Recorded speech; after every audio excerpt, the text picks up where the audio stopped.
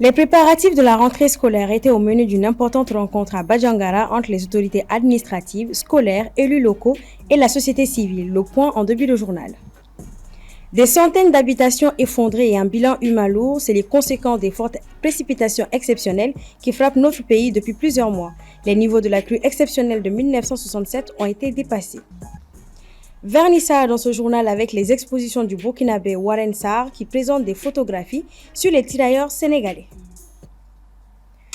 Nous sommes samedi 28 septembre 2024. Mesdames et messieurs, bonsoir et bienvenue dans cette édition d'information. Le ministre d'État, ministre de l'Administration territoriale et de la décentralisation, porte-parole du gouvernement, s'est adressé aujourd'hui au public de l'ONU dans le cadre de la 79e session de l'Assemblée générale des Nations unies.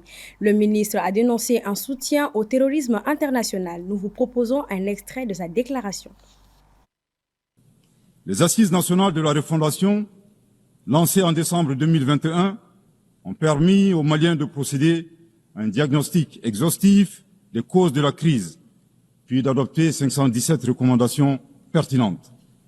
À ce sujet, après avoir vécu une insécurité imposée par l'état de nature, le constat concernant le Mali est effarant. Violenté, humilié, pillé et torpillé, abandonné en plein vol, poignardé dans le dos, les expressions ne sont pas limitatives pour décrire la souffrance subie par le peuple et les forces de défense et de sécurité maliens. Le gouvernement du Mali reste conscient que la réponse uniquement sécuritaire a ses limites. C'est la raison pour laquelle, en appui à l'action militaire, le gouvernement du Mali s'est doté d'une stratégie globale et intégrée, ayant pour objectif la restauration de l'autorité de l'État sur l'ensemble du territoire national. Elle comprend des mesures politiques, administratives, de développement économique et social, y compris le dialogue avec les groupes armés et la fourniture des services sociaux de base à nos braves populations. En dépit de ces résultats fort appréciables, ces groupes criminels gardent encore une certaine capacité de nuisance dans leur tentative désespérée de porter atteinte à notre intégrité territoriale et de terroriser nos populations. Avec, et je me dois de le déplorer du haut de cette tribune, le soutien de sponsors étatiques étrangers. Ce vendredi 27 septembre, une importante rencontre a eu lieu dans la salle de conférence du gouvernorat de la région de Bajangara avec les autorités administratives, scolaires, les élus locaux, la société civile afin de débattre des préparatifs de la rentrée scolaire 2024-2025 prévue le mardi 1er octobre 2024. Paulia Pinguessan. Cette réunion a été l'occasion pour les différents acteurs de l'éducation de faire part de leurs inquiétudes concernant la rentrée scolaire prochaine. Si de nombreux problèmes ont été évoqués, tels que le manque d'enseignants et de salles de classe, cette rencontre a permis aux acteurs de l'éducation de prendre conscience de l'ampleur des défis à relever avant la rentrée scolaire. Aussi voudrais-je également m'adresser particulièrement aux parents d'élèves pour leur dire que c'est avec amertume que nous constatons que de nombreux élèves n'arrivent pas à l'école les premières semaines de l'ouverture, a fortiori le premier jour de la rentrée. Ce phénomène inacceptable constitue une des causes des nombreux échecs enregistrés en fin d'année. Pour le colonel Yaya Diarra, conseiller à la sécurité et protection civile du gouvernorat de Bandiagara, la démission des parents a un impact sur le cursus scolaire des enfants. De la 9e année n'arrive même pas à lire le livre de syllabaire. C'est grave. Ils sont appelés à vous remplacer. Et ils sont appelés à vous remplacer. Est-ce que la relève là, est-ce qu'elle est assurée? Je ne crois pas. Donc il faudra essayer de voir à vos niveaux respectifs ce que vous pouvez faire pour nos enfants. Il ne faut pas laisser l'enfant comme ça. Tous les jours, essayer de jeter un coup d'œil dans les cahiers. S'il n'a pas travaillé, essayer de voir. S'il n'y a pas de trace, demandez son maître. À défaut, demandez son directeur d'école. Portez-vous à l'école. Il faut ça.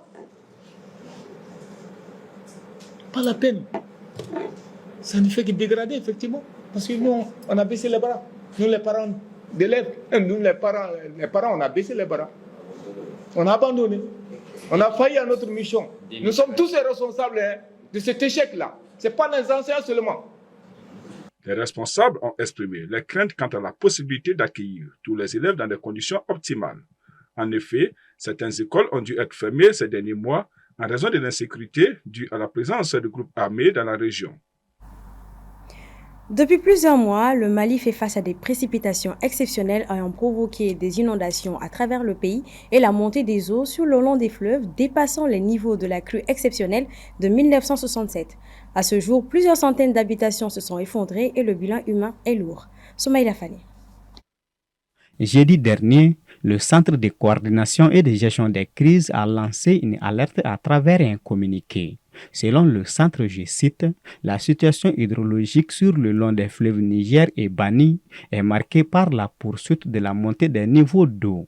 Les seuils d'alerte ont été atteints et dépassés notamment à Banankoro, Kenyoroba, Bamako, Kemassina, Belenikeni Assan, Sofara et Mopti.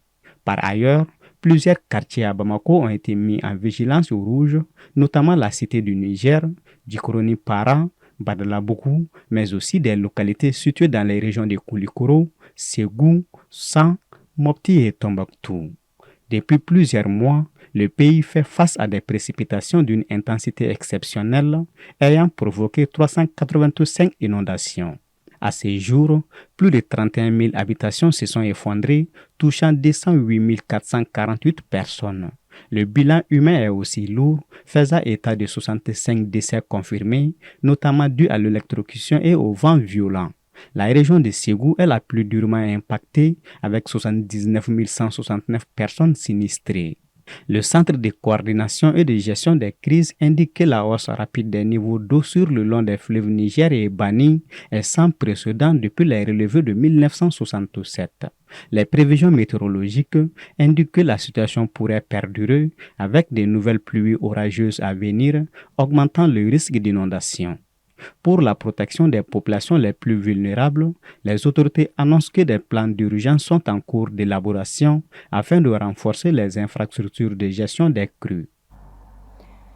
Kafo Djiguiné et Sama Money ont procédé au lancement de leur produit commun appelé Bank to Wallet hier vendredi 27 septembre. Objectif, promouvoir l'inclusion financière et offrir des services financiers innovants et accessibles à une population de plus en plus connectée. Geneva Samake y était. L'interconnexion entre la plateforme digitale de Kafo Djiguinéo, Djiguinéo Tamana et la fintech Sama Money marque une étape révolutionnaire dans les secteurs de la microfinance et de la technologie financière au Mali. Le dispositif Bank to Wallet permettra aux utilisateurs de Sama Money et aux membres de Kafo Djiguinéo d'effectuer des opérations de dépôt et de retrait d'argent partout au Mali dans les différents points de vente Sama Money et au guichet de Kafo Djiguinéo. Par ailleurs, la plateforme permet aux membres clients de surmonter la crise sécuritaire dans notre pays à travers la digitalisation des opérations de dépôt et de retrait.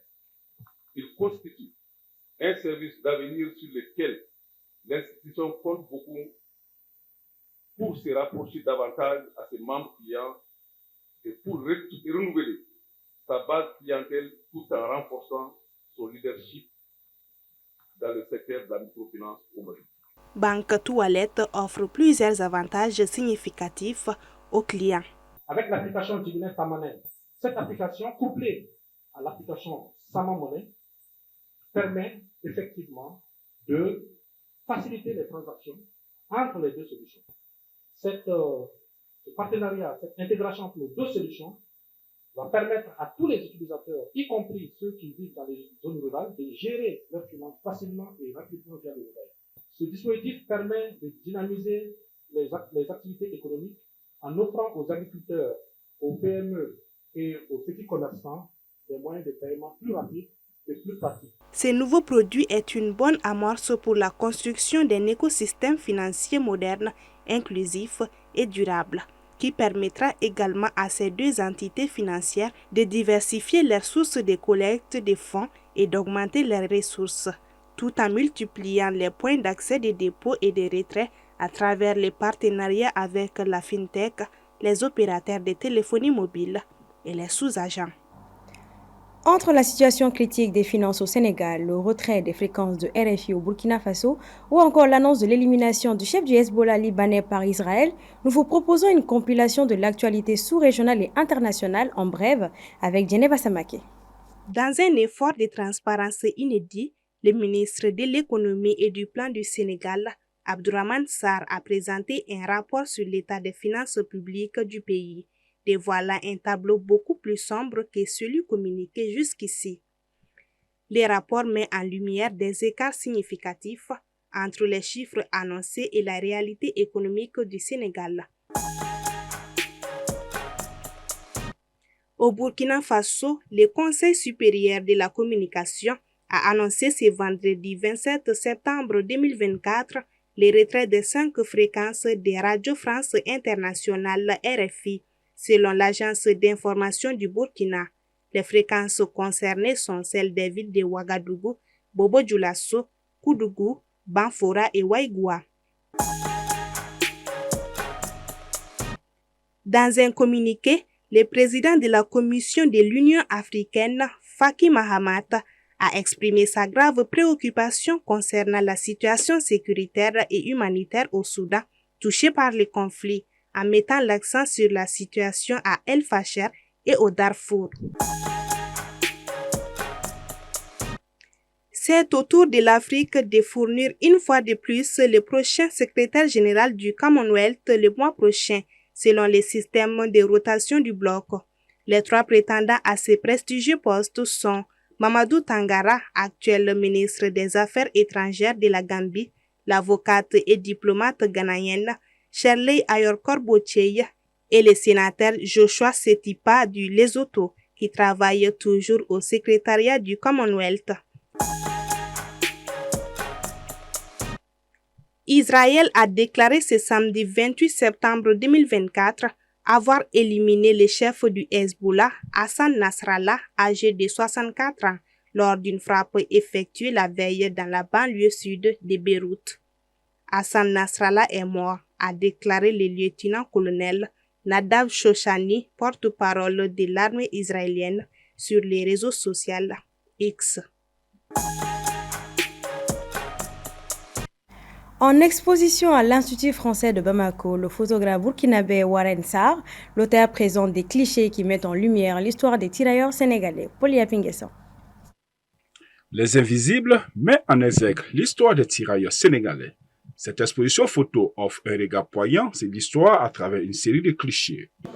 Comme j'ai dit au départ, je l'appelais la dernière carte. La dernière carte veut dire que c'est la première fois qu'un homme porte tenue d'un autre pays pour aller combattre. Soit déjà qu'ils défendent une cause qui n'est pas la mienne. Donc, un moment pour partager ces mémoires-là, un peu aussi en Europe, j'ai ouvert sur les frères d'âme ou les invisibles toujours, qui me permet d'aller en Europe pour enseigner ce travail aux élèves français, britanniques, allemands, pour qu'ils sachent qu'aujourd'hui nos parents ont été utiles dans leur vie à un moment donné. Et ces utilités-là, parce que les jeunes européens ne connaissent pas, parce qu'on n'en parle pas. Ces images, réalisées par Warren Bissar, est le moyen pour l'artiste de valoriser cet héritage africain rangé dans les annales de l'oubliette. J'ai trouvé que son père, mon arrière-grand-père, a fait la Première Guerre mondiale. Il n'y a aucun document qui le présente. Alors j'ai dit, si vous êtes photographe, vous êtes témoin de votre temps. Et ces témoignages-là, si vous n'avez pas écrit, vous n'êtes pas témoin. Et j'ai pris mon appareil, j'ai commencé à parcourir l'Afrique pour faire en sorte, pour valider mon métier qui est le témoin de son temps. Faire en sorte que les enfants qui viendront après nous découvrent dans les documents, dans les films, les grands-pères qui s'expriment, qui parlent de leur histoire familiale, qui parlent de leur histoire qu'ils ont vécue dans les guerres, pour que plus jamais un Africain ou une autre personne ne vit encore cette situation.